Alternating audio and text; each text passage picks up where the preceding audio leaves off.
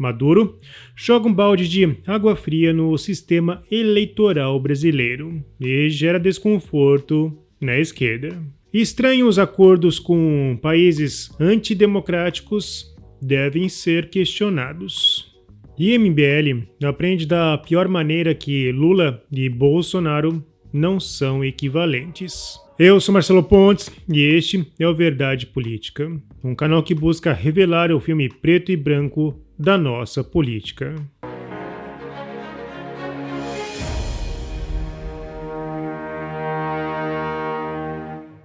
Toda ação possui uma reação igual e contrária. Porém, na política, a reação pode ser exponencial, por indignação coletiva.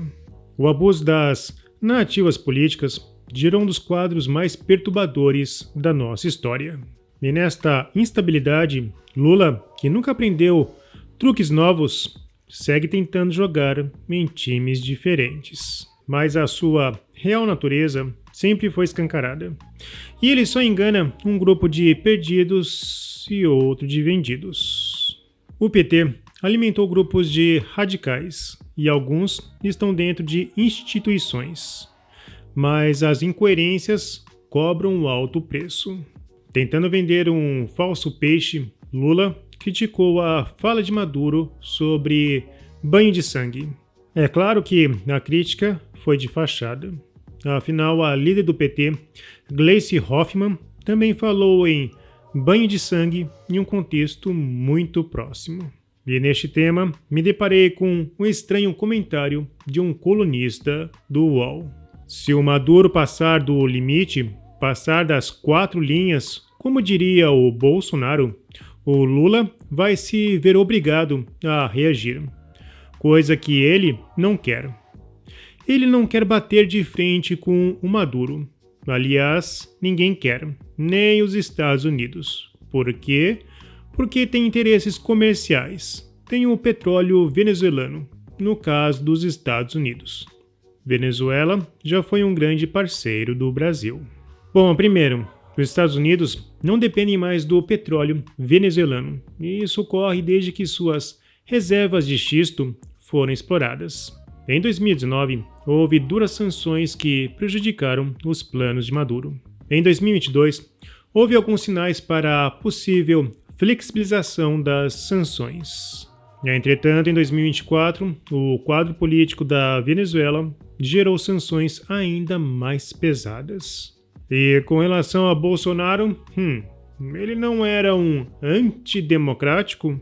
E que antidemocrático é esse que insiste em jogar dentro das 4 linhas? Ainda mais contra adversários políticos que claramente não jogam nas 4 linhas. Bom, tirando os militantes, todos reconhecem que as eleições na Venezuela é só uma fachada. Há elementos diversos que corroboram para a fraude da democracia venezuelana. Em 2017, a empresa Smartmatic, que fornecia o sistema de votação, afirmou que a participação nas eleições foi inflada em pelo menos 1 milhão de votos. Há denúncias de que milícias pró-governo e grupos paramilitares intimidam eleitores em zonas controladas pela oposição, impedindo a livre votação. Também temos acusações de que o governo usa programas sociais como a distribuição de alimentos para coagir eleitores a votar a seu favor. E, por último, a severa perseguição política. Bom, e no Brasil também não temos um sistema de voto exemplar. Se ele fosse de fato exemplar, outros países com certeza iriam copiar. E, por incrível que pareça, o sistema não confiável de Maduro e que funciona de forma muito semelhante ao nosso tem impressão de voto. Por este e outros motivos, Maduro ironizou. Temos o melhor sistema eleitoral do mundo, com 16 auditorias. Onde mais no mundo se faz isso? Nos Estados Unidos, o sistema eleitoral é inauditável. No Brasil, eles não auditam um único registro. Na Colômbia, eles não auditam um único registro. Será que o ministro do STF, Alexandre de Moraes, dará 48 horas para Maduro explicar esse ataque às urnas? O Metrópolis, via Samuel Puncher, postou que Maduro soltou uma fake news. Porém, foi uma fake news acusando outra fake news. Por isso, incluía a informação correta. O boletim de urna é a impressão e expressão física do software, não do voto individual e físico. Portanto, não é expressão da auditabilidade. Isso é indiscutível por questões lógicas. Após a crítica de Lula, Maduro buscou rebater.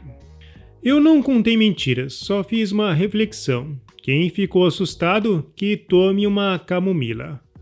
Vocês querem que chegue ao poder um Milei, um Bolsonaro? Na Venezuela, não. Ou seja, o discurso vazio da esquerda alimenta monstros. O assessor para assuntos internacionais da Presidência da República, Celso Amorim, soltou uma verdadeira piada. O Brasil dá grande importância à eleição na Venezuela. Será uma ocasião de demonstrar que a democracia está consolidada e que não há razão para sanções. Por isso, confiamos que o governo venezuelano tomará todas as providências para garantir que as coisas corram dessa maneira. Corram dessa maneira como? Fraudadas? Bom, Lula não é e nunca foi um democrata. Caso contrário, não teria no seu currículo ditadores como principais parceiros. Venezuela, Cuba, Angola e China são os principais exemplos. Inclusive, alguém precisa explicar a invasão de carros da China no Brasil. Foi um crescimento de 717% no primeiro semestre. Teria moeda de troca? E qual seria essa moeda? Bom, e reforçar que a China está tentando desovar o seu excedente na produção.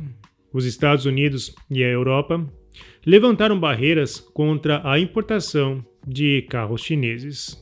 O mesmo questionamento pode ser feito para a compra de energia venezuelana ou para a compra de combustíveis russo. O aumento foi tão grande que tornou o Brasil um dos maiores compradores. Já no tema perseguição política, o MBL está descobrindo da pior forma que Lula e Bolsonaro não são equivalentes. Mas como não há justiça e talvez nem lei no Brasil, ninguém está preocupado com perseguição política ou com estes estranhos movimentos e acordos com países em listas de sanções. O mais importante para a nossa justiça parece focar-se nas próximas eleições. A ministra Carmen Lúcia, por exemplo, já está de olho nas eleições norte-americanas. A CNN, ela afirmou: sempre que uma mulher avança, todas avançam com ela. A avaliação é de que a própria candidatura, antes mesmo do resultado nas urnas, traz repercussões para a causa feminina no mundo. Bom, será que ela diria a mesma frase caso a eleição ocorresse no Brasil e a candidata fosse Michele Bolsonaro? É claro que não. Marsiglia pontuou em sua crítica: nossos ministros do STF estão tão confortáveis com o jogo político que chegam a manifestar apoio a candidaturas no exterior. Ou será que a ministra acredita, de fato, que o que está em jogo aqui é puramente a defesa de uma causa? O candidato da oposição venezuelana tem 60% dos votos, mas alguém acredita que ele irá vencer? No Brasil, ninguém acreditava que Lula iria vencer as eleições, nem mesmo Bolsonaro. Porém, o resultado foi esse. E é por isso que ninguém mais acredita no Brasil. Bom, se você apoia a Verdade Política, não se esqueça, curta, comente e compartilhe.